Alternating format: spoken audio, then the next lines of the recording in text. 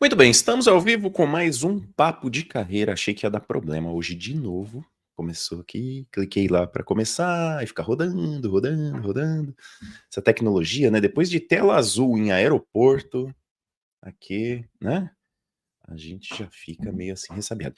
O tema de hoje assim, para mim particularmente, é um tema super interessante porque eu gasto ou invisto muito tempo da minha vida estudando exatamente sobre esse tema, que é formas de aprendizagem e também formas de ensinar coisas aos outros, né? Já que a gente vem aí com esta profissão de professor já há algum tempo e a gente tem que ir se aprimorando. Eu sempre digo que quando os alunos, né, dos meus cursos falam para mim assim: "Nossa, Sabino, você tem um dom para ensinar, né?" Não é exatamente um dom, não. Às vezes é treinamento, é técnica, é estudo, né? Vamos ver se a Priscila Stuani concorda comigo ou não, que também é professora, né? Aprende um monte de Exatamente. coisas novas aí também. Boa noite, Pri. Boa noite, Sabino. Boa noite a todos. Estou bem fanhosa hoje, mas firme e forte aqui para a gente falar sobre esse tema maravilhoso. Faz parte desse nosso inverno, né? Ó, a Vivi já tá aí com a gente. Boa noite, Vivi. Conforme você vai chegando, vai colocando aí o seu boa noite no nosso chat, vai comentando também o que você acha desse tema de hoje. E o nosso tema é como aprender melhor, né? Qual a melhor forma de aprender alguma coisa? E hoje acho que a gente vai ver assim, a gente vai ver um pouco, Pri, eu queria que a gente falasse um pouco do que a gente acha, e eu vou pegando aqui alguns materiais, algumas coisas do que a ciência diz, para a gente ir vendo se bate, porque às vezes, é curioso, mas às vezes o que a ciência diz não bate com o que a gente acha no dia a dia, e a gente tem que ir usando um pouquinho do que a gente acha, um pouquinho do que a ciência diz. Então eu queria começar perguntando para você, no seu caso, quando você tem que aprender alguma coisa nova, assim, por exemplo, você vai criar um curso, você vai falar com alguém, você vai dar uma palestra, você precisa aprender alguma coisa. Quais são as suas principais estratégias técnicas ali que você usa para aprender alguma coisa rapidamente, principalmente? Acho que antes disso eu preciso ter um marco zero, que é entender qual é o método que eu tenho mais facilidade em aprender. Tá Auditiva, bom. sinestésica, visual. E no meu caso eu sou sinestésica, então assim, lembro da época de faculdade, né? O professor falando, eu ouvindo e anotando. Às vezes eu só olhava para a lousa para ver algum detalhe e voltava. E ali era um transe, porque se eu fico parada, sem anotar nada, só ouvindo, nossa, eu vou para Nárnia. Então, acho que é importante a gente perceber qual é, né? Tem testes na internet que dão até um direcionamento, porque muitas vezes a gente não tem nem essa consciência. E aí, porque o meu pai, minhas irmãs, meu irmão aprendeu de tal jeito, né? Isso vai repassando e a gente vai fazendo porque alguém ensinou. Mas aí dá um passinho para trás, esse é o marco zero. Beleza, tem uma nova demanda, preciso aprender algo rápido, né? Então, e aqui um parênteses, eu ficava impressionada com as minhas colegas da faculdade da psicologia, que elas estudavam só por vídeos, e eu não suportava, eu preferia ler 5.000 trilhões de palavras porque aí eu ia vendo e fazendo meus esquemas, né? No caso delas, acredito que era mais auditiva e elas iam super bem. Mas aí eu tive um grande privilégio de trabalhar com um homem muito inteligente que me ensinou muito a fazer pesquisa. Então, a gente abria uma página, buscava o termo principal. Aí abria uma página, aí abria zilhões de links, né? Aí você clica num, dá uma lida, opa, peraí, isso aqui eu não sabia, ou não tá tão claro. Eu pegava aquele termo e ia abrindo zilhões de janelas até eu construir um raciocínio de que, olha, parte daqui, mas olha o espectro que pode atingir. Porque quanto mais repertório eu tiver, mais ligações neurosinápticas o meu cérebro faz, e aí eu consigo, tenho, né, maior facilidade ou tendência a criar um raciocínio que vai abranger diferentes aspectos daquele tema. Basicamente é assim. Muito bem. É assim, eu acho que eu sou muito diferente no meu jeito de aprender. Primeiro que eu adoro aprender por vídeo também, é muito mais fácil para mim. Detesto fazer anotação. Anotação não serve porque depois eu não leio, então para mim não serve para nada. Eu prefiro repetir um aprendizado, por exemplo, quando eu quero aprender alguma coisa mesmo, eu separo essa parte que você falou, né, de fazer pesquisa, acho que isso é muito importante. Você tem que pesquisar e descobrir quais são os conteúdos bons, de boas fontes, e que você vai usar. A partir do momento que você achou um tema bom, né, um material bom, e no meu caso eu normalmente gosto de vídeo, eu assisto esse mesmo vídeo algumas vezes, então às vezes eu deixo ele rodando, por exemplo, principalmente temas de neurociência, né, que é algo que não é a minha formação acadêmica primeira, mas eu depois assim, comecei a estudar muita coisa que tem a ver com isso, né? E tem muitos vídeos que eu acho interessantes, de autores, de pesquisadores, e aí quando eu acho um vídeo legal, às vezes eu deixo esse vídeo rodando, tô fazendo outras coisas e deixo esse vídeo rodando para que essa informação fique, para que você tenha contato com essa informação, né? Outra coisa que, assim, eu estava trabalhando aqui, hoje eu montei esse tema, que nós vamos ver aqui uma apresentaçãozinha, algumas coisas que eu separei aqui, montei esse tema com mais ou menos 1 hora, tá? Então, a ideia era mais ou menos trazer isso de preciso aprender alguma coisa rapidamente, fiz minha pesquisa, separei os... É que nesse caso eu já tinha muitas referências, né? Já sabia uns vídeos, uns pesquisadores, uns nomes de autores e tal. Então eu fiz uma pesquisa aqui rapidinho, trouxe alguns temas, utilizei a inteligência artificial para montar uma apresentaçãozinha aqui rapidinho. E tem umas coisas que acho que são legais e fogem um pouco do nosso senso comum. Vamos começar? Vamos tentar ver um videozinho hoje, Pri? Aham. As outras vezes não deu muito certo. Vamos ver se a gente hoje consegue. Bora lá. Se a gente não vai ter que ficar assistindo propaganda, né? Mas faz parte. Então vamos lá. Uhum. Vamos adicionar aqui o videozinho. Esse vídeo é da BBC News e ele fala sobre uma pesquisa de uma coisa bem interessante, que são pequenos descansos que ajudam o cérebro a aprender. Isso aqui é uma coisa que eu acho que não é muito senso comum, não. A maioria das pessoas não sabe, e é o resultado de uma pesquisa de um brasileiro que acho que está pesquisando nos Estados Unidos. A gente vai ver aqui, não tenho certeza não, mas acho que é nos Estados Unidos. Vamos ver o comecinho do vídeo. Ditado de que a prática leva à perfeição. O senso comum sugere que praticar sem parar é a receita para a gente dominar uma habilidade. Mas uma série de estudos científicos mostra que, na verdade, praticar sem parar não é o jeito mais eficiente de aprender algo novo. Eu sou Paula Damidoeta, da BBC News Brasil em Londres, e neste vídeo eu vou explicar como novas descobertas da ciência vêm mostrando as pausas que ajudam o cérebro a aprender melhor. É nesses períodos de descanso que o cérebro consolida grande parte da informação que precisa para transformar novas habilidades em uma memória duradoura. Eu conversei com o pesquisador brasileiro Leonardo Claudino, coautor de um estudo publicado em 2021 pelos Institutos Nacionais de Saúde dos Estados Unidos, sobre o aprendizado que acontece no cérebro enquanto ele tira pequenos períodos de descanso. Ele descobriu que o cérebro aproveita esses intervalos para fazer um replay mental super veloz do que acabou de aprender, consolidando o aprendizado. Você imagina um cenário em que a pessoa começa a praticar para aprender uma nova habilidade, por exemplo, aprender a tocar uma música nova no piano. A gente descobriu que bem no início, especificamente durante as pausas, o cérebro repete uma versão 50 vezes mais rápida dos movimentos usados para tocar a música e várias vezes, né? Que tudo indica, vem a reforçar as conexões entre os neurônios das áreas e entre as áreas que estão associadas com aquela memória nova. O Leonardo Claudino me explicou que essa descoberta pode ser particularmente útil para quem precisa praticar movimentos minuciosos e repetitivos. Por exemplo, um atleta treinando uma nova técnica ou um músico se aperfeiçoando em um instrumento. Bom, não vou deixar o vídeo inteiro rolando, mas essa parte aqui já explica um pouco. E eu achei bem interessante, eu já tinha visto esse vídeo outras vezes antes, e já tenho utilizado um pouco dessa técnica. Eu acho que é uma técnica bastante interessante. Você vai aprender alguma coisa, você treina um pouco, de modo focado, e depois você deixa uma pausa. Tem que ser uma pausa onde seu cérebro esteja meio relaxado, se possível, que você não esteja fazendo nada, né? Para as pessoas que conseguem entrar num estado assim de meditação, ou num estado assim, onde você fica com o cérebro quase sem fazer nada, assim.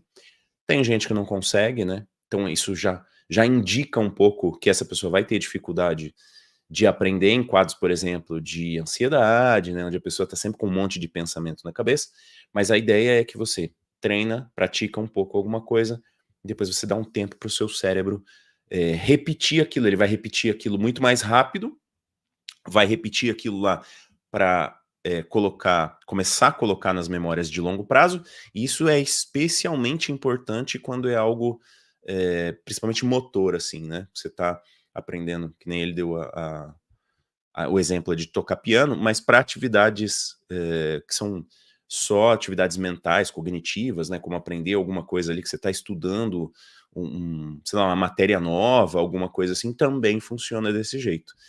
E aí a gente vai ver isso na apresentaçãozinha que eu estou montando lá, mas o que você achou dessa ideia dos pequenos descansos que ajudam o cérebro a aprender do vídeo? Você já sabia disso, Pri?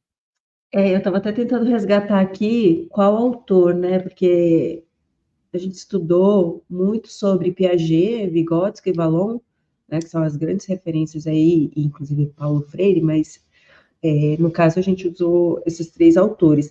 E eu estava lembrando, né, que a minha professora ela desenhou um triângulo. Então, imagina que o conhecimento chegando, o primeiro contato com aquela que precisa ser aprendido, fica ali na base.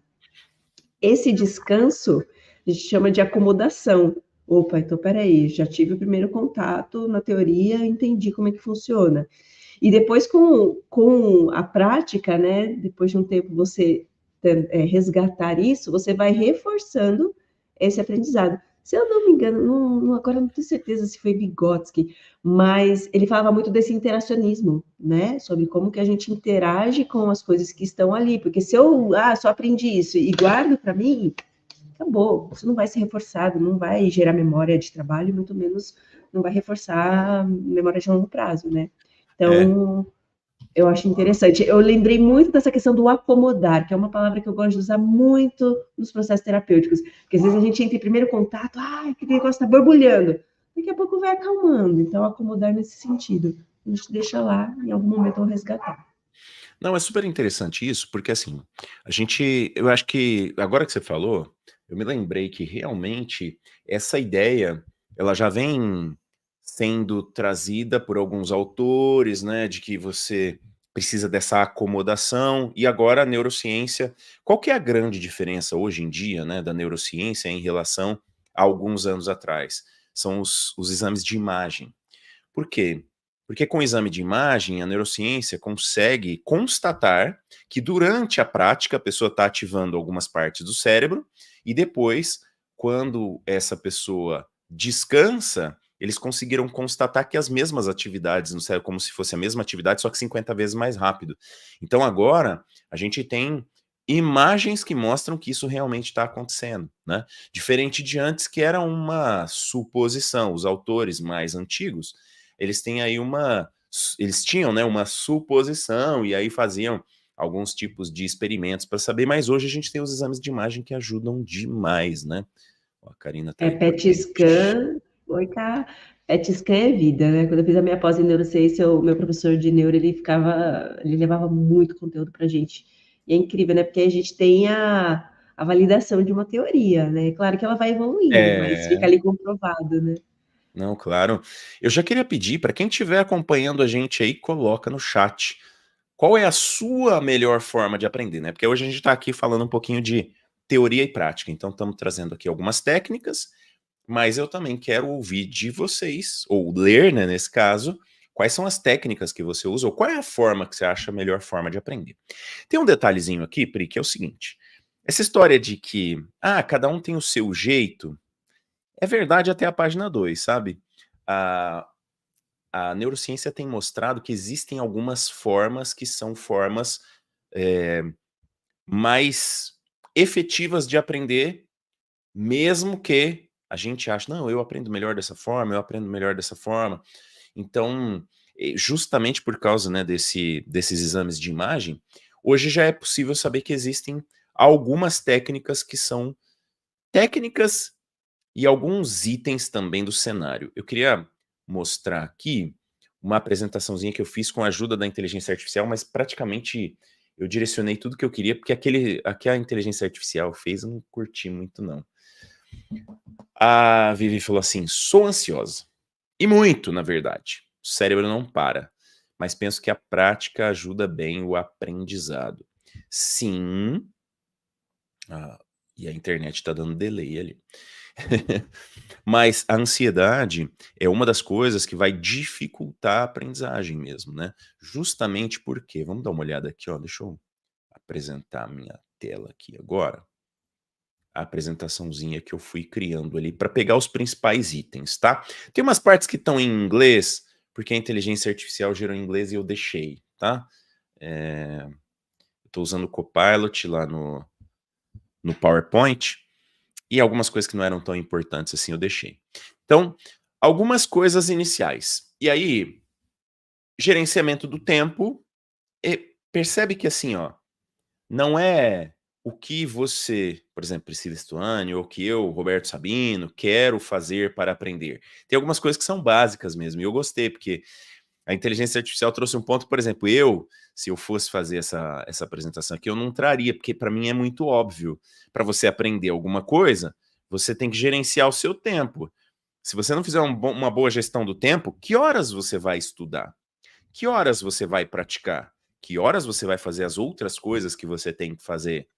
Você não vai conseguir aprender, né? É mais ou menos assim, ó, quero aprender inglês. Beleza. Que hora você vai fazer aula? Que hora você vai ouvir uma música? Que hora você vai ver um vídeo? Que hora você vai assistir uma série? Quais são os itens de aprendizagem que você vai fazer, né? E associado a essa questão do gerenciamento do tempo, o que eu tenho observado nos acompanhamentos que eu faço, é da importância da gente ter uma rotina. Rotina, né? Porque aqui esse gerenciamento do tempo é fundamental, mas me dá a impressão que vou estudar 2 horas por dia, vou estudar 5 horas por dia, mas a rotina ela vai muito além, né? Então, não, acho que rotina é gerenciamento do tempo, né?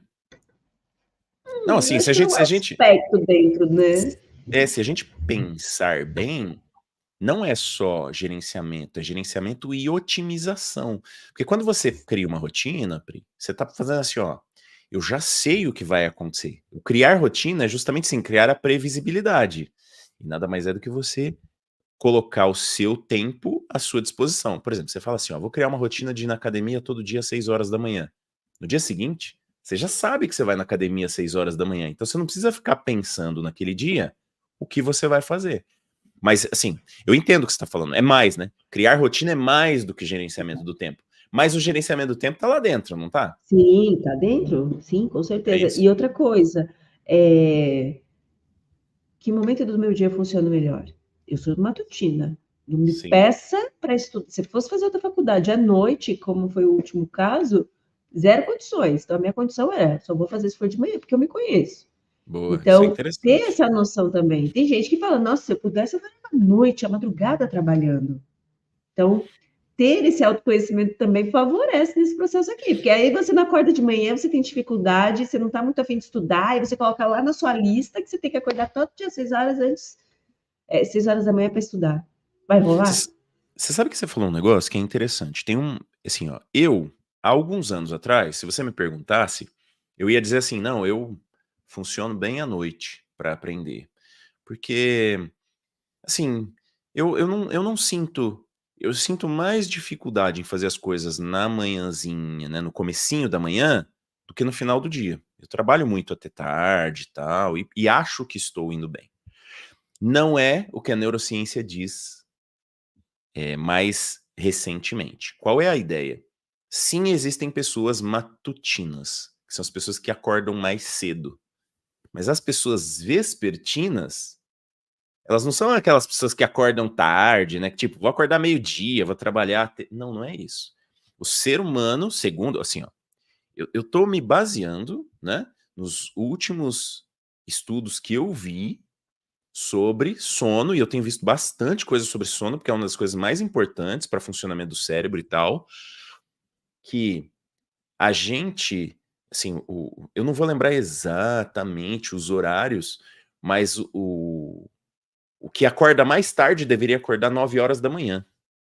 É o mais tarde que uma pessoa, porque o ser humano, é um animal diurno. Ele foi feito para funcionar no ciclo circadiano de dia. É a mesma coisa que a gente... Sabe que às vezes a gente ouve falando assim? Não, porque o mosquito da dengue ataca durante o dia ou no comecinho da tarde, sei lá, porque ele é um animal que funciona... A gente também é um animal. A gente também funciona num determinado horário. E a gente deveria funcionar durante o dia. Mas tem gente, assim, vai ter gente que vai brigar comigo, porque eu também tinha essa ideia. Eu achava assim, não, cara, 10 horas da noite, 11, meia-noite, tô bem, tô indo bem. Não é muito verdade, tá? Não é um horário bom para estudar. Mas eu não vou trazer isso aqui, até porque eu não pus aqui na nossa apresentaçãozinha, mas depois a gente pode fazer um dia estudar alguma coisa aqui sobre sono, que é bem bacana, tá? Ai, eu adoro. Deixa eu só trazer aqui o comentário da Karina. Ó, eu estava até agora em aula, depois vou assistir vocês do início, e para mim, hoje, a melhor forma de aprender é através de videoaula. E praticar e anotar também. Isso é legal. Eu também gosto muito, viu, Karina, de videoaula. Gosto bastante.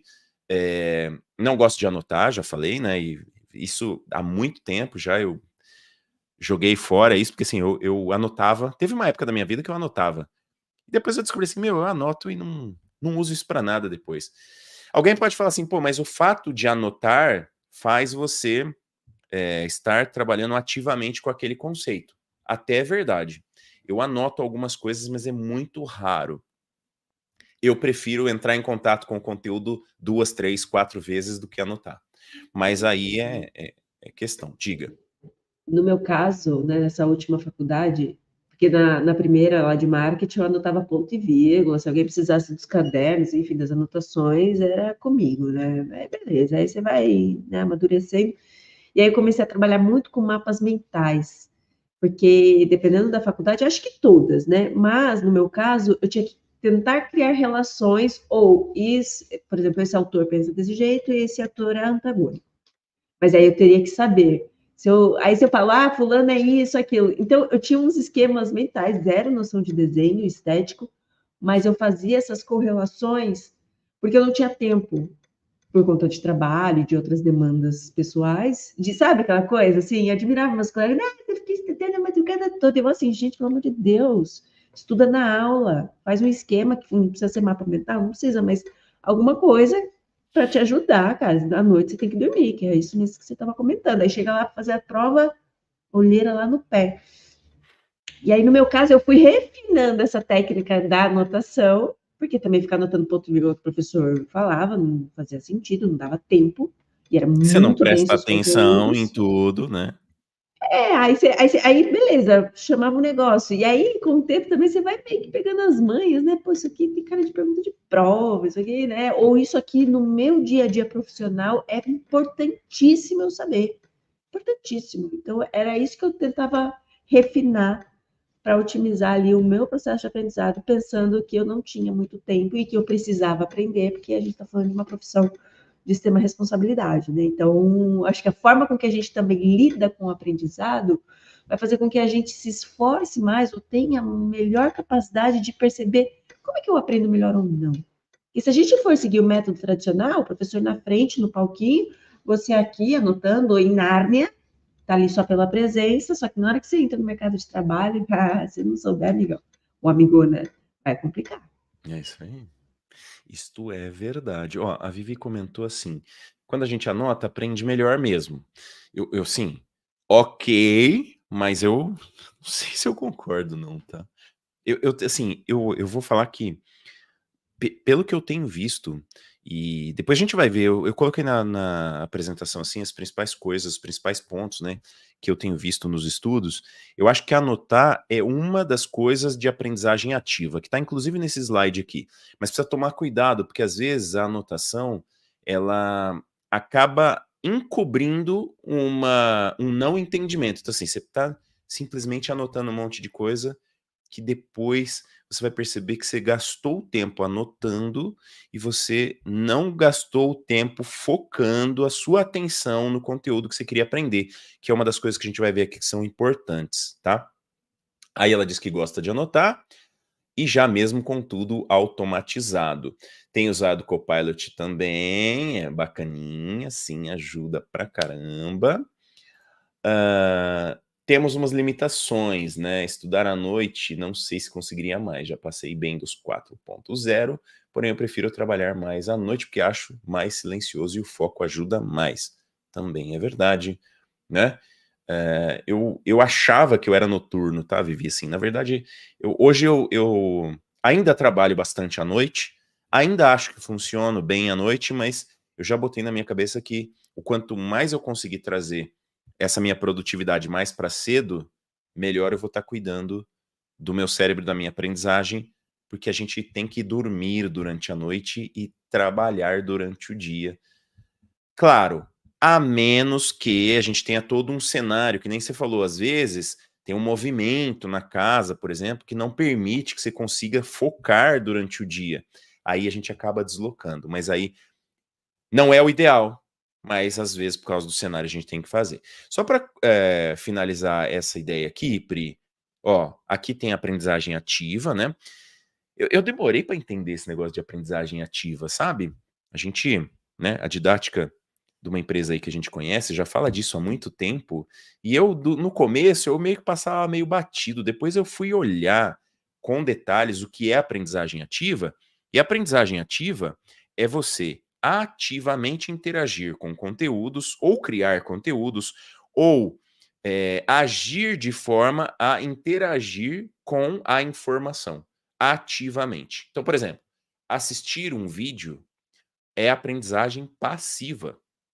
Se você não fizer alguma coisa, você está só na aprendizagem passiva. E esta aprendizagem não é a mais eficiente. A mais eficiente é a ativa. A aprendizagem ativa é uma técnica que enfatiza a participação do aluno. Isso inclui atividades como discussões em grupo, projetos em equipe, resoluções de problemas que ajudam a reter informações de forma mais eficaz. E aqui, isto aqui, ó, essa partezinha aqui que a gente está vendo, é justamente o que eu tenho trazido nos conteúdos que a gente está fazendo aqui no Office Resolve. Vai vir umas coisas novas aí, vão ser bem bacanas, que é justamente a aprendizagem ativa de verdade, ou seja, que você participe ali de projetos onde você vai aprender. E aí vai vir Excel, inteligência artificial, VBA, vai ter bastante coisa bacana aí, Pri. Logo mais eu conto para você, antes de contar para todo mundo aqui, vai ser bem bacana. E tem uma outra coisa interessante, Pri, que é a metacognição, né? O que é a metacognição? É você olhar para o seu processo de aprendizagem, né? O que você consegue fazer para refletir sobre a sua forma de aprender. E aí, isso que a gente está fazendo aqui hoje, eu acho que é um pouco... Vai gerar, né, para a maioria das pessoas que assistirem esse vídeo, uma metacognição. A pessoa vai começar a olhar para o seu próprio processo de aprendizagem, né? Você queria comentar alguma coisa? Vai lá. Só um breve comentário, né? Uma recordação muito querida de uma professora que eu tive, psicanalista, na pós. E ela foi uma das grandes responsáveis também de eu falar, meu, é isso que eu quero, sabe? E ela falava, nós só aprendemos aquilo que faz sentido pra gente. Boa. Quando ela falou isso, eu fiquei assim, tá, né? Tava lá naquela cabeça marketing, né? E aí foi um convite essa reflexão, né? O que faz sentido para mim? Por que eu tô aqui? O que eu tô fazendo aqui? É só para cumprir tabela? Só para ter um certificado? Ou não? É para conhecer técnicas que vão fazer com que o meu trabalho seja melhor elaborado e consiga atingir mais pessoas para que elas possam aprender melhor? Ali foi, acho que, uma grande virada de chave nessa questão da metacognição, porque realmente, como que você se relaciona com esse processo? Porque vai ter a galera, dependendo do meu também ali da fase da minha vida, que era para ter certificado e tá tudo certo. Mas aí quando você começa a perceber que a vida é muito mais do que isso, qual é a aplicabilidade? Por que eu estou sacrificando o meu tempo e fazendo investimento de tempo e dinheiro num negócio que eu não vou usar? Né? E aí a gente tem esse choque de realidade. Isso que você está falando agora bate 100% com o que os estudos mostram, que a gente consegue focar melhor em estudar alguma coisa quando a gente vê sentido naquilo. Se a gente não conseguir enxergar sentido, nosso cérebro não foca naquilo, porque o cérebro está dizendo assim, cara, eu não vou gastar tempo com isso aqui. Por que você está gastando tempo com esse negócio que não é bom para você? Que você não vai fazer nada com isso? E quando você tem uma meta, um objetivo, quando você vê um propósito, você não está estudando só por estudar, para aprender. Você está aprendendo por causa de um determinado objetivo. Por exemplo, Eu já contei 550 mil vezes, mas eu tive uma vez um processo seletivo para trabalhar num banco no Peru, e eu não falava espanhol. Então, assim, eu tive que aprender espanhol num curto espaço de tempo e eu tinha um objetivo. O objetivo era chegar lá e conseguir falar com as pessoas, né? Eu tinha muita. Assim, eu tinha. No começo eu tinha uns pesadelos, assim, de chegar num lugar e não entender nada do que as pessoas estão falando né, ficar meio. Não sei, assim, sabe? Você se sentir meio idiota, meio burro, porque você não consegue falar com as pessoas. Eu tinha esse medo. Então, era um objetivo e era um objetivo muito forte, né? Tem uma coisa que eu acho que eu não contei muitas vezes, aqui no Papo de Carreira, acho que eu nunca falei. Por incrível que pareça, né? Eu cheguei lá e tal, consegui conversar bem. Foi um processo aí de mais ou menos 6 meses. Eu consegui sair quase que do zero ali para falar um espanhol que era meio sofrido ainda, mas as pessoas entendiam bem, então, né? Só que eu conversei com as pessoas assim da parte de gestão, ali, média gestão e tal, e marcaram uma entrevista com a chefona, a diretora, seja lá o que for, e o pessoal falava que ela era meio, assim, meio autoritária, né? Meio difícil, não sei o quê. E aí, assim, eu conversei bem com todo mundo, sabe? As pessoas falam, não, pô, você fala, porque eles estavam acostumados com o brasileiro, e o sotaque do brasileiro é muito carregado, né? Principalmente quando você começa a falar espanhol, no começo, o seu sotaque é muito carregado, porque a gente pronuncia as coisas de um jeito diferente, então dá pra ver uma diferença, assim, né? Mas aí eu já tava mais tranquilo, porque eu tinha falado com todo mundo, eu fui falar com essa mulher, ela pergunta, a primeira pergunta que ela fez pra mim, quando você chegou? E eu ia falar pra ela que eu cheguei ontem. Mas neste entonces, eu não conhecia a palavra ayer. E aí assim, eu usei a dica que o meu amigo lá que já trabalhava. Mano, quando você não souber, usa a palavra em português, porque às vezes passa. E aí eu resolvi falar ontem. Ela meio que olhou com a cara assim, que é ontem, né? Ah, foi depois, no final das contas, acho que ainda deu certo, mas assim, a primeira é muito curioso, né? A primeira pergunta que ela me fez era uma palavra para responder e eu não sabia a palavra. Ela até falou alguma coisa do tipo: "Ah, você não fala espanhol?" Aí eu comecei a falar, explicar, ela falou: "Ah, não, entendi. Você fala, mas tem umas palavras que você não conhece, é isso." Aí ficou nessa daí. Mas de novo, assim, para você sair do zero e chegar até conseguir se comunicar com as pessoas em 6 meses, né, num novo idioma, tem que ter um objetivo. Senão você não vai chegar nesse ponto, né, a não ser que claro, você poderia ter outros objetivos. Tem gente que estuda, por exemplo, inglês a vida inteira, né, e fala assim: "Não, eu É. não consigo". Por quê? Porque talvez não tenha um objetivo muito claro, né, a gente estuda inglês por estudar, porque acha que vai precisar e tal. Se você tiver uma viagem marcada para os Estados Unidos para fazer alguma coisa, ou Estados Unidos ou qualquer outro lugar, na Inglaterra, qualquer outro lugar que fale inglês, provavelmente você vai aprender mais. Você vai ter um processo mais, né. Por quê? Porque você tem um objetivo, você tem um propósito. Você tá vendo que você precisa daquilo, né. Quer falar mais alguma coisa sobre isso de objetivo, Pri, ou podemos passar para o próximo? Rapidinho só, que eu lembrei, né, do porquê também do espanhol para mim, né, eu trabalhava numa empresa espanhola aqui lá em São Paulo e no começo eu era estagiária, né, e eu falava: "Não, cara, isso aqui tem muita oportunidade, tem que ter um diferencial competitivo, né". E aí, por exemplo, eu tinha que fazer as traduções de slides, dos materiais, e tinha Google Tradutor, mas eu ficava assim: "Não, eu não quero.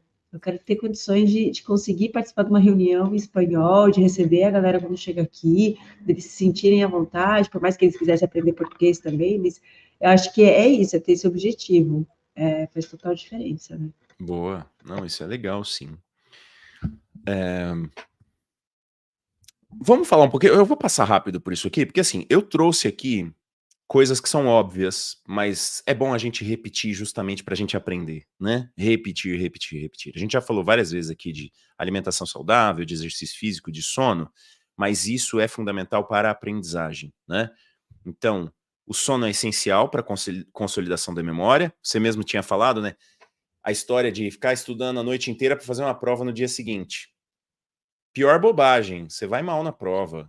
né? Ou você vai fazer um esforço muito maior do que você precisaria fazer, porque se você estudar menos e dormir mais, você vai consolidar melhor aquilo que você estudou. Então, umas poucas lidas e dormir, provavelmente, te ajudaria mais, né? Ou os seus colegas lá que ficavam estudando de madrugada, né? Teriam melhores resultados estudando e dormindo, né? Porque no sono acontecem dois fenômenos muito importantes, né? Neurogênese e neuroplasticidade.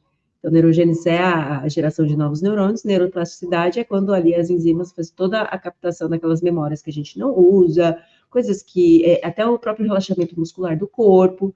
Então, não é só o dormir, sabe? Tem muita coisa que acontece aí nos bastidores que quando a gente entende o propósito de uma boa qualidade e a jornada de sono, a gente começa a ver os efeitos. Porque a gente pode dormir 10 horas, mas como é que você acorda no dia seguinte? Com aquela sensação de que passou uma frota de carretas em cima de você, ou você acorda ali com vigor, dormindo 5 horas? Porque talvez a qualidade desse sono, ela é melhor. Quando a gente consegue concluir esses ciclos onde acontece todo esse processo. Então, assim, gente, levem a sério o sono é vital mesmo. Exatamente. Aí, dieta saudável para melhorar a cognição, e isso aqui é uma coisa que eu acho que a maioria das pessoas tem a tendência a achar, não dá diferença se eu tô comendo bem ou não, se eu tô me alimentando bem ou não, eu funciono do mesmo jeito, né? Não é verdade, né? Assim, tempo que a gente consegue ficar concentrado, focado em alguma coisa, o tempo que a gente consegue trabalhar antes de cansar, né, antes de ficar esgotado, tudo isso muda se você está bem nutrido e bem hidratado, hidratada ou não, né? E o exercício físico, ele pode ajudar muito, porque você vai ter uma melhor condição cardiorrespiratória, né? Claro, depende do exercício que você vai fazer, mas o seu corpo funciona, o metabolismo funciona melhor. Quando você faz exercício, normalmente você se preocupa um pouco mais com a alimentação também, né? É meio que um combo, assim, né? Dormir, se alimentar bem, fazer exercício físico é meio que um combo, né? E aqui tem tudo a ver com funcionamento do cérebro e aprendizagem. Mas eu trouxe muito mais, Pri, para a gente falar aqui do que é meio óbvio, e não para, né, trazer alguma coisa diferente disso. Quer fazer adicionar alguma coisa nessa parte, vamos dizer assim, nessa parte meio óbvia? Não, a gente já fala, ao longo, gente, pelo amor de Deus, a gente já fala demais sobre isso. Vamos lá, próximo. Boa, isso aí. Não tenham dúvida sobre isso, né? Eu pus aqui um slide sobre repetição. Então, assim, não adianta você achar que você vai estudar um negócio uma única vez na vida e vai guardar aquilo. Por quê? Porque o seu cérebro, ele tem uma função boa de jogar coisas fora. Então, assim, esquecer coisas é muito importante. Você liberar espaço para as coisas mais importantes. Então, se você pratica um aprendizado, você vai manter. Se você parar de praticar aquele aprendizado, você vai perder. Vamos falar do idioma, de novo, né? Se você não praticar o idioma, você vai começar a perder seu vocabulário, você vai começar a perder a sua capacidade de falar nesse idioma. Se você fala um idioma que não é o seu idioma do dia a dia, né? Então, assim, eu, por exemplo, moro aqui no Brasil, tenho que manter o meu espanhol. Eu tenho que ter atividades que me conectem com o idioma, porque senão, no dia a dia eu não uso. Eu vou perder. Por isso também que uma pessoa, por exemplo, mora no Canadá, fala inglês diariamente nas atividades corriqueiras, né? Vai numa padaria, vai num restaurante, tem que falar inglês. Ela vai falar inglês muito melhor do que alguém, por exemplo, que mora no Brasil e usa só para trabalhar, né? Então a repetição, ela é fundamental para reforçar conexões sinápticas, para reter informações na memória de longo prazo, né? E também para a gente entender aquilo que a gente ainda precisa aprender, né? Então, se você está sempre em contato, vamos usar esse exemplo porque a gente já está usando, se você está sempre em contato com o idioma espanhol, por exemplo, você vai entrar em contato com palavras que você não conhece, você vai melhorar o seu aprendizado também, porque você vai identificar isso, né? Então, acho que repetição é chave também para aprendizagem, né, Pri? Com certeza, com certeza. Isso aqui, eu lembro até da minha época do balé, né? Você faz uma aula, uma série, você faz ali. Se você não treina em casa, nossa, vai dar muito trabalho, vai tumultuar a aula, vai atrasar a aula, porque as coleguinhas estudam em casa, e aí você não quer ficar ali por trás, né? Atrapalhar o fluxo. Então, veja os diferentes aspectos da repetição, né? É muito É. importante. Não, tem umas coisas que, assim, quando você pensa, por exemplo, num atleta olímpico, a pessoa não chegou ali e tá fazendo todas aquelas coisas do nada, assim. É muita repetição, né? É muita repetição. Então, quando você vê alguém, por exemplo, que chega numa reunião, se articula bem, fala bem, coloca suas ideias, né, os seus argumentos de uma forma lógica, provavelmente também tem um treinamento por trás disso, né? Que é o treinamento da nossa própria aprendizagem. A Vivi tinha falado uma coisa que eu até não pus, porque isso aqui é polêmico, e assim, eu particularmente não sei se eu concordo não, tá? Ela falou assim, ó, deixa eu pegar aqui, ó. Participar de mais de um projeto ajuda a aprender também, né? Pois temos vários pontos negociais na mente. Concordam? Assim, ó, de bate-pronto, Vivi, eu vou discordar. Até porque, quando a gente fala de agilidade, né? Uma das coisas que a agilidade tem como pilar é que os times deveriam ser mais fixos e que os times deveriam participar de atividades mais focadas. Você participar de vários projetos ao mesmo tempo não facilita. Eu vou dar um exemplo meu. Eu estou envolvido em vários projetos, inclusive projetos diferentes.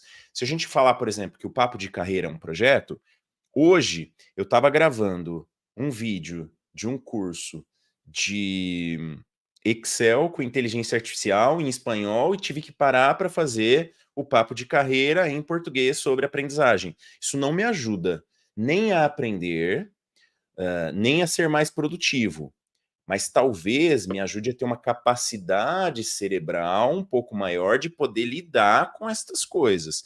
Então, por um lado, te ajuda a ter essa visão um pouco mais abrangente, né, uma capacidade um pouco maior. Mas, por outro lado, acho que, para a gente falar assim, no dia a dia, o que seria melhor, para aprender melhor, para ter mais domínio sobre aquele projeto, seria você participar de um projeto por vez. Para você aprender melhor, para você ter mais informação, para você ter mais tempo, para você gerenciar melhor seu tempo. Então, não sei, eu acho que eu vou meio que discordando. Eu mais discordo do que concordo. E você, Pri? Talvez algumas pessoas tenham mais facilidade, pode ser o caso da Vivi, mas na teoria eu concordo com o Sabino por conta do desfoque do nível de atenção. Claro, são atividades rotineiras, sem alto nível de complexidade de execução, como, por exemplo, andar e falar ao mesmo tempo, beleza. Agora, né, se aprofundar no projeto, trazendo aqui para o contexto profissional, onde eu preciso pensar em alternativas, definir cenários, hipóteses, aí fica difícil, né? Você pode até alternar sua atenção, mas para você voltar, né, aí você vai ter que resgatar de onde eu parei, e aí fica um exercício que acho que pode comprometer um pouco o rendimento. Não acho que é inviável, mas pelo que a gente tem observado e estudado, acho que o foco é melhor por conta de você ter mais energia, né? Mais concentração, e aí você consegue se dedicar melhor àquela atividade que você está executando. A Vivi tem uma história parecida com a minha aqui, né? O lance de idioma, não falo inglês, mas entendo um pouco. Filmes, séries ajudam muito. Teve um fato muito engraçado na viagem para United Kingdom, eu não me vem, Inglaterra. UK. Reino Unido, é que Reino Unido. Que fizemos em janeiro, fui perguntar o preço de um gorro. O cara falou tão rápido, 799, fingi que entendi, aí perguntei de novo, how much? How much, mano? Quanto é essa bagaça aí? E aí ela falou, acho que pelo nosso comentário, né? Entendi sobre estar em mais de um projeto, mas falei no sentido de aprendizado, mas pela qualidade do projeto em si. O interessante é um por vez mesmo. Boa, legal. Vamos dar uma olhada aqui em algumas coisinhas que acho que são cereja do bolo, né? Então, até agora, a gente estava falando de algo que, assim, é meio que o beabá da aprendizagem ali, né? Aqui vamos falar um pouquinho de cereja do bolo. Vão colocando aí, o Fernando tá aí com a gente também, Fernando, coloca aí tuas impressões, tuas ideias sobre aprendizagem e tal, a gente quer muito saber. Karina também, tá? Vai colocando aí o que vocês acham dessas coisas que a gente tá falando. Tem coisa que às vezes é aquilo que eu falei, a teoria diz uma coisa, mas a gente no dia a dia às vezes acha outra, e tudo bem, vamos bater papo aqui. Técnicas de aprendizagem ativa. Isto aqui já há bastante tempo, acho que está consolidado já, né, que a aprendizagem ativa é uma forma mais eficiente de aprendizagem. Então, aprendizagem baseada em projetos. Isso aqui, ó, não foi de propósito, mas nós estamos para lançar um produto aqui que é aprendizagem baseada em projetos, aqui no Office Resolve. Só vou falar de novo porque está muito na minha cabeça e a inteligência artificial gerou isso aqui sem eu falar nada, tá? A aprendizagem baseada em projetos envolve trabalhar em um projeto ou problema realista, de modo que você possa aplicar o que aprendeu em um contexto prático. Eu aprendi isso aqui há muito tempo, porque assim, eu dava aula de Excel no Senac, assim, eu trabalhava durante o dia, né, com projetos de TI, e à noite eu dava aula de Excel, à noite de sábado, dava aula de Excel no Senac. De vez em quando eu ainda dou aula, mas nessa época eu estava dando aula mais constantemente assim. E aí eu estava numa aula de sábado de manhã, expliquei uma coisa, eu não lembro o que que era, tá? Eu expliquei um conceito lá do Excel, acho que era a função C, se não me engano. Aí a gente fez, treinou, tal, beleza, beleza. O pessoal aprendeu, a gente fez exercício, legal, legal. Aí chegou no final da aula, alguém me parou e falou assim, Sabino, eu queria te fazer uma pergunta. Eu tô com um problema no trabalho que eu queria ver se você me ajuda a resolver. O problema é assim, assim, assado. Eu queria fazer uma planilha para fazer isso aqui. Aí eu olhei assim, era exatamente a função que a gente estava fazendo. E a pessoa não conectou que aquele exercício que ela fez de fazer uma planilha conectava com a realidade do problema que ela tinha no trabalho, mas era a mesma coisa. Eu falei assim, poxa, fulano, é só você fazer uma função C assim, assim, assado. Essa mesma que a gente acabou de fazer. Resolve o teu problema, não resolve? Ele olhou assim, resolve. Então, assim, fazer alguma coisa na prática é diferente de estudar. Então a gente precisa tomar cuidado. Por exemplo, eu vou falar de agilidade de novo, porque para quem não sabe, eu também dou aula de gestão ágil de projetos, né, de gestão de produtos, e eu vejo que tem muita gente fazendo curso para aprender agilidade, mas ele está estudando agilidade, ele não está praticando agilidade. Não dá para aprender a fazer alguma coisa no dia a dia se você ficar estudando como se você estivesse estudando geografia para uma prova, né? Tô decorando aqui, não. Quais são os nomes das cerimônias do Scrum? Isso não vai te ajudar. Vai te ajudar você a entender no dia a dia por que que você faz uma daily, por que que você faz uma planning. Você tem que praticar aquilo, senão você não vai conseguir aprender, né? Então, eu acho que aqui isso é muito claro, essa aprendizagem baseada em projetos ou o tal do learn by doing, aprender fazendo, é fundamental, tá? Tem Sabino, aqui mais fazendo 2 começo. itens, Pri, só para você comentar, que aí, ó, aí Ah, entra nas técnicas de aprendizagem ativa, discussão em grupo e você fazer meio que um teatrinho ali, né? Mas são todas técnicas de aprendizagem ativa. Manda lá. quando você falou desse aluno, né, que você tinha ensinado a função, e aí ele chega com uma demanda e tal, um dos grandes motivadores para eu fazer lá minha pós em neurociência aplicada à educação é que eu comecei a receber os feedbacks lá das pessoas que faziam os cursos que eu criava. A Priscila ensinou como fazer tal coisa num exemplo de uma agência de marketing, mas eu trabalho numa almoxarifado, sei lá, sabe, numa outra área. E isso me gerou um certo incômodo, porque ficou muito nítido para mim a dificuldade nessa capacidade de abstração das Sim, pessoas. sim. Então, a gente, né, enquanto educador, também trazer as pessoas para refletir, olha, esse exemplo aqui é aplicado nesse contexto, mas olha, se você trabalha ou se fosse tal coisa, a dinâmica é a mesma, né? Então, a É, capacidade de abstração é algo assim que eu vi que muitas pessoas tinham dificuldade. Claro, né? Fui ver é os isso mesmo. comentários, que eu falei, muita gente reclamando, peraí, né? Vamos jogar esse curso fora e fazer um do zero. E aí eu falei, não, aqui é. Aí me ajudou para os próximos, Sim. entendeu? Não, isso assim, isso é tão importante que essa capacidade de abstração, às vezes, é bastante pequena, dependendo de como a pessoa. Eu acho que eu sempre falo isso aqui, mas é porque tem ficado muito forte para mim. Imagina o seguinte: a gente tem alguns tipos de neurodivergências que fazem com que a Uhum. pessoa não consiga ter esse pensamento abstrato. Ela tem o pensamento que é aquele pensamento concreto naquele exemplo específico. Literalmente, né? Se é para isso, é só para isso. Que é mais ou menos, né? Eu me lembro do episódio do Chaves, né? Não, eu sabia com laranjas. Né? Quanto que é 2 bananas mais 3 bananas? Não sei, eu sabia com laranjas. Banana eu não sei. Se for 2 laranjas mais 3 laranjas, são 5 laranjas. Com banana eu já não sei fazer. Agora, um comentário sobre esse roleplay, também eu lembrei. Por exemplo, quando a gente fala lá de processo de desenvolvimento, fases do processo de desenvolvimento, são os milhões de fases, são os milhões de etapas. Então, o que eu fazia, gente, para guardar essas informações, né?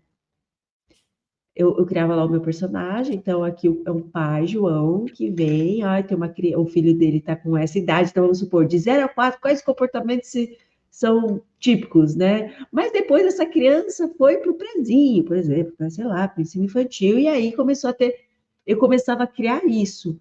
Tanto que quando eu criava também, isso eu levei para o meu trabalho como educadora.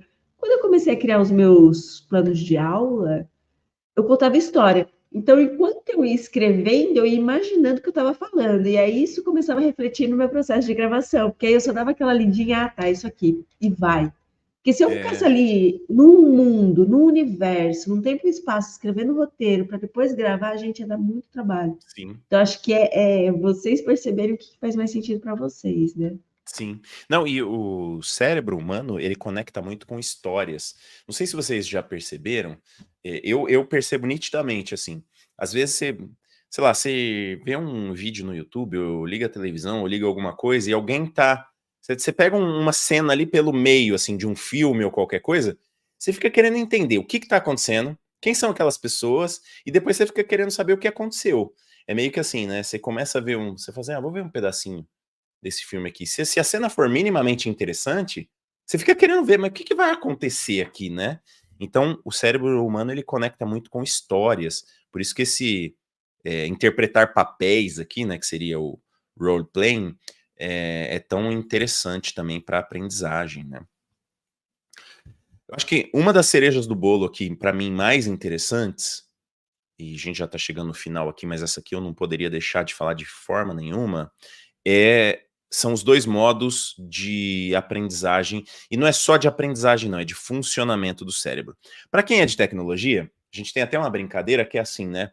Não, você fica o dia inteiro tentando resolver uma parte do código lá que você não está conseguindo, né? Sei lá, tem um trecho ali que não está saindo. Na hora que você vai, sei lá, tomar banho, tomar um café, você... Não vou mais pensar nisso. Você quer pensar em outra coisa. A resposta vem. Né?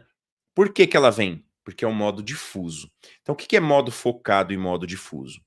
O modo focado é a atenção concentrada em uma determinada coisa. Você está fazendo aquilo naquele momento. Isso é modo focado.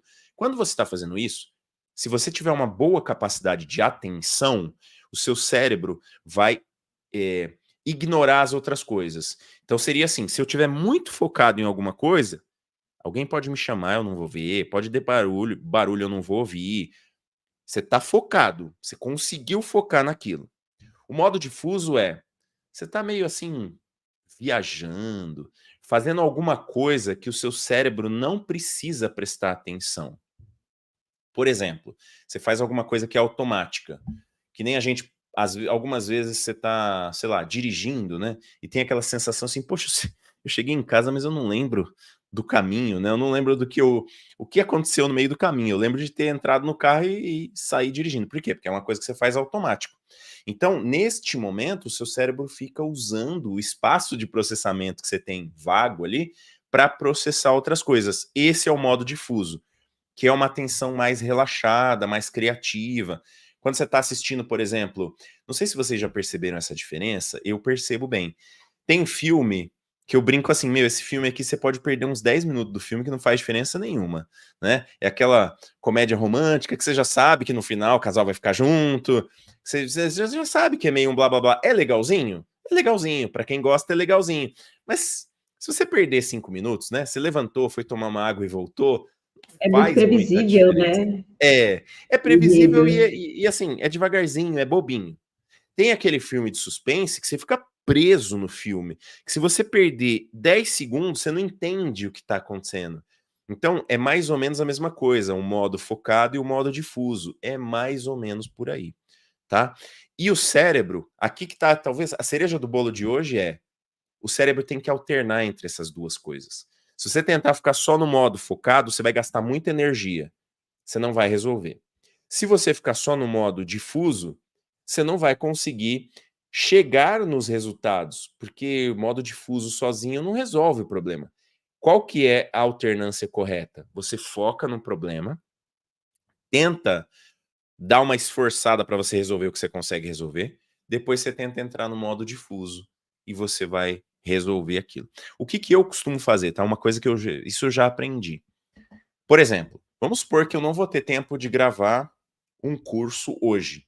Não vou conseguir gravar hoje, mas eu vejo pelo menos a primeira aula, se eu for traduzir, por exemplo, ou se eu for criar o curso, eu crio a estrutura da primeira aula, pelo menos, ou gravo a primeira aula, pelo menos para eu ter contato com aquilo e para o meu cérebro ir trabalhando no modo difuso depois. Qual que é a continuação? Porque se eu não olhar nada do curso, eu não comecei nada, eu não escrevi a primeira aula, eu não gravei nada daquilo, eu não tenho o comecinho, o input para o meu cérebro trabalhar no modo difuso. Eu posso, por exemplo, fazer uma primeira parte, desenhar uma primeira aula e ir dormir. Porque aí o meu cérebro, entre eu terminar aqui, parar e fazer outras coisas e dormir, meu cérebro vai começar a montar a continuação do curso. Esse é o modo difuso. E quando a gente aprende a usar isso, eu acho que a gente facilita bastante os nossos processos. Você usa isso, Pri? Modo difuso? Ou para você isso é novidade? Não, eu uso. Inclusive, eu até troquei ideia com um aluno que antes eu treinava só de fone, né? E eu falei, e ele falou um negócio bacana. Ele falou, não, eu não uso fone porque eu preciso me concentrar apesar das influências. E desde então, acho que faz uns 2 meses que eu tô indo sem fone.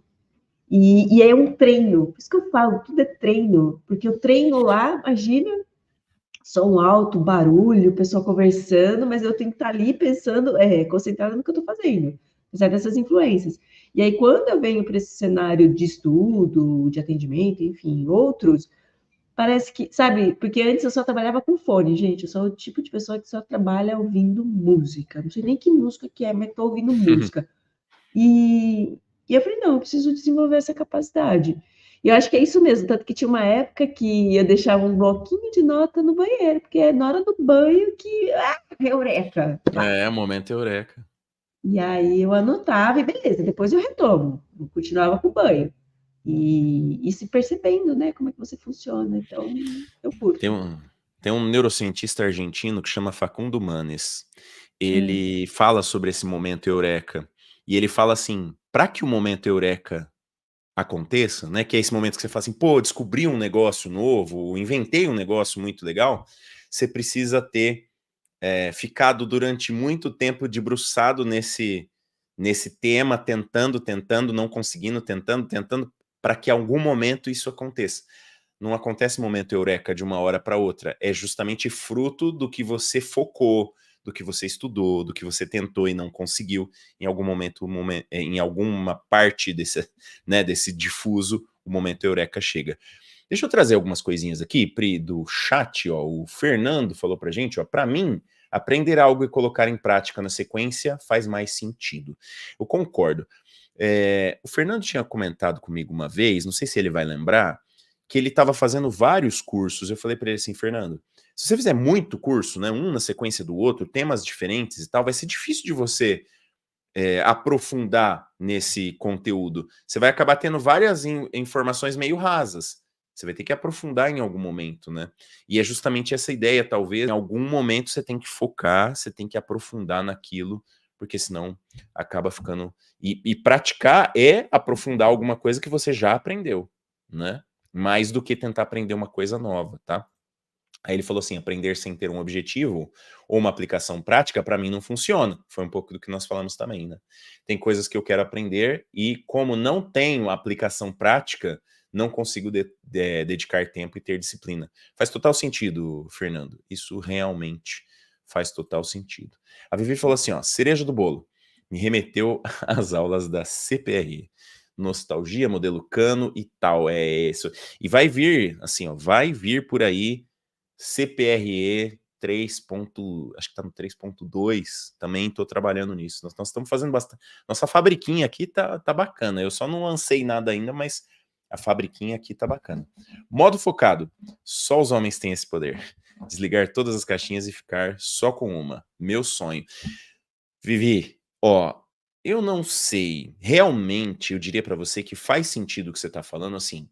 O cérebro masculino, ele tem um pouco mais de facilidade de entrar no modo focado. Eu tô usando um pouco de informação da neurociência e um pouco de opinião minha, tá? Mas eu acho que sim, no geral, tem um pouquinho mais de facilidade de entrar no modo focado. Mas eu acho que é uma questão de treino, tá? Eu acho que é uma questão de treino. A gente já falou disso aqui algumas vezes, e assim, não sei como dizer isso da melhor forma, mas assim, não são só homens que têm cérebro masculino, né? Primeira coisa. Então, tem mulheres que têm um cérebro que tem características de cérebro masculino. Isso vai depender de um monte de coisas, vai depender de hormônios e tal. Então, quando a gente fala cérebro masculino, não significa que são os homens ou as mulheres, tá? Mas significa que existem algumas características que são predominantes nos homens e algumas características que são predominantes nas mulheres. E eu concordo com você, eu acho que o cérebro masculino ele tem talvez uma facilidade maior em entrar no modo focado. Por outro lado, talvez um modo difuso seja mais fácil no cérebro feminino. Então cada um tem que treinar a outra parte, né? Mas aqui acho que tem um tanto quanto de opinião minha aí também, né, Pri? O que você acha? Eu como humanista fica muito difícil opinar sobre isso, porque você pode vir com estudo, você pode vir com estatística, Cada eu ainda pessoa é uma assim pessoa, né? vou querer saber para quê? Para viver, entendeu? Para Aham, viver. sim. Mas assim, eu acho que faz sentido porque tem, né? Acho que é energia feminina, masculina, e aí a gente entra numa questão de influências, tal, que vai reforçando algumas características, né? Então, o homem é mais racional, nem sempre, existem mulheres também, talvez numa proporção menor, mas existe, né? Talvez por influências também, né? É. Não, mas assim, ó, eu já ouvi bastante vezes essa história de energia masculina e energia feminina. Eu vou ser bem honesto, assim, cada um pensa o que quiser, tá? A gente não precisa concordar. Eu não acredito muito nesse treco, não. Eu acho que, assim, existem características físico-química elétricas do cérebro que fazem com que homens tenham algumas características que são mais comuns, na maioria, por estatística, e mulheres têm características que são mais comuns, a maioria, por estatística. E assim, tem umas coisas que a neurociência explica. Então, existem mais conexões entre o sistema límbico e o neocórtex no cérebro feminino do que no cérebro masculino. Isso já está. Eu vou falar que está comprovado, mas assim, obviamente que dependendo do estudo que você olhe, está comprovado ou não está. Mas a maioria dos autores que eu tenho estudado dão como certa que existem conexões diferentes no cérebro. Se você analisar 10 mil cérebros femininos, 10 mil cérebros masculinos, você vai encontrar algumas características que são características mais masculinas ou mais femininas. O que não impede, por exemplo, que uma pessoa X, né, a Mariazinha, tenha um cérebro com características masculinas e seja mulher e atue, né, na vida, se identifique como mulher, atue na vida como mulher, seja mãe, faça todas as coisas, mas tem características do cérebro masculino. Tá tudo bem, né? Uhum. Enfim, mas O não, behaviorista radical, que é dado, é comprovação, é informação, estatística. é isso aí, é ciência. Muito bom.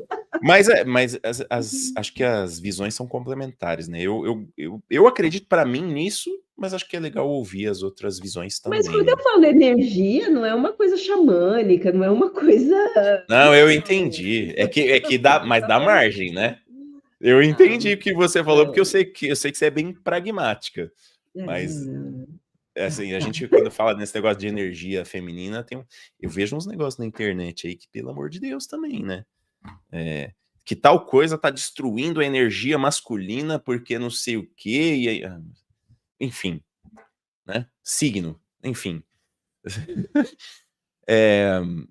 O Fernando falou aqui, a CPR é uma dessas coisas que eu quero estudar, já peguei o manual para ler várias vezes, mas não consigo ter disciplina.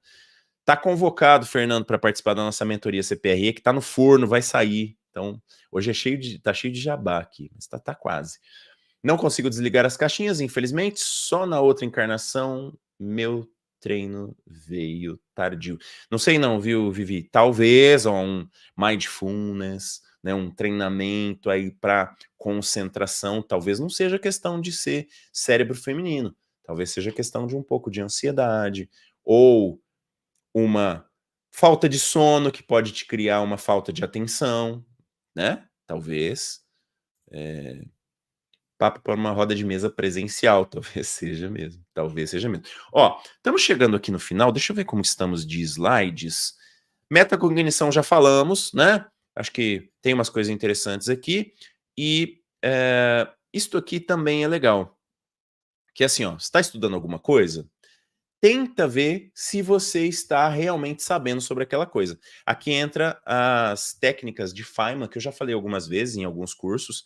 Era um físico norte-americano que ele desenvolveu uma técnica de aprendizagem que era assim, ele estudava, depois ele tentava explicar aquilo como se ele estivesse explicando para uma criança de 7 anos. Se ele conseguisse explicar com palavras simples as coisas que ele acabou de estudar, ele estava bem. Se não, ele tinha que estudar de novo. E aí ele ia vendo os pontos que ele conseguia explicar ou não. Então, é uma técnica muito legal, eu uso, acho que faz bastante sentido. É assim, você está estudando uma coisa, estudei. Como que eu sei se eu aprendi ou não? Tenta explicar como se você fosse explicar para uma criança. Consegui explicar? A explicação ficou boa? Se você tiver a criança, melhor ainda. Porque aí você vai passar um apuro tremendo, né? Que você vai explicar, ela vai falar assim, mas o que que é isso? Mas o que que é tal coisa? Mas por que que é tal coisa? Mas por que que não é assim? Mas por que que isso? E com certeza você não vai ter resposta, né? Então, quem não convive com criança não sabe como que é rico você tentar explicar uma coisa para uma criança, né? Mas tenta, né? Acha um sobrinho, uma sobrinha, né? O filho de um amigo, de uma amiga, e tenta explicar alguma coisa, você vai ver como é difícil. Então, aqui o autoteste nada mais é do que você tentar se perguntar, se provar e é uma técnica de aprendizagem ativa também, né, Pri? O que você acha? Você já usou? Não. Não? Não. Essa é boa, viu? Se você se fazer perguntas, você tentar explicar para alguém e tal. Não, explicar para alguém técnicas sim, bem... né? É o famoso memória, vamos fortalecer a memória de trabalho 1 hora antes de uma prova dificílima, ultra teórica. E aí, engraçado que às vezes tem conceitos que eu preciso, que eu não lembro do professor, eu lembro da explicação que a minha colega me deu. Isso é maravilhoso. E que faz Porque às muito vezes conectou sentido. mais, né? Teve uma história, teve alguma coisa, né? Ó, essa apresentação aqui, ela foi feita com a inteligência artificial, mas eu direcionei, né? Eu usei o Copilot Pro no PowerPoint. Eu mandei fazer uma apresentação, achei que ficou ruim, aí eu fui criando um slide por slide. Só que como que eu criei o slide? Crie um slide sobre o tema XYZ e fale desta maneira e desta maneira. E aí a gente criou. Então, em algum momento vai vir aí também curso de como criar uma apresentação com inteligência artificial. Tem um monte de coisa no forno aqui, Pri. Logo mais a gente vai falar sobre os nossos também, que a gente já tá, né, vendo os temas aí, para fazer uns cursos aqui, vai ser... Tem um montão de coisa no Office Resolve nesse segundo semestre. Uma das técnicas, por meio da utilização de técnicas dessas, né, que foi as coisas que a gente falou, de aprendizagem eficazes, você pode maximizar seu potencial de aprendizagem, alcançar seus objetivos acadêmicos. Lembre-se de experimentar diferentes estratégias para descobrir o que funciona melhor para você. Então, acho que isso é legal. Realmente, né? Vamos tentar criar aí essas estratégias. Acho que vale... Isso aqui não é, né, aquela história. Isso aqui não é exaustivo, ou seja, tem outras tantas técnicas. Passamos por algumas coisas, tenta usar essas coisas ou buscar por coisas novas. Tem bastante coisa pipocando por aí.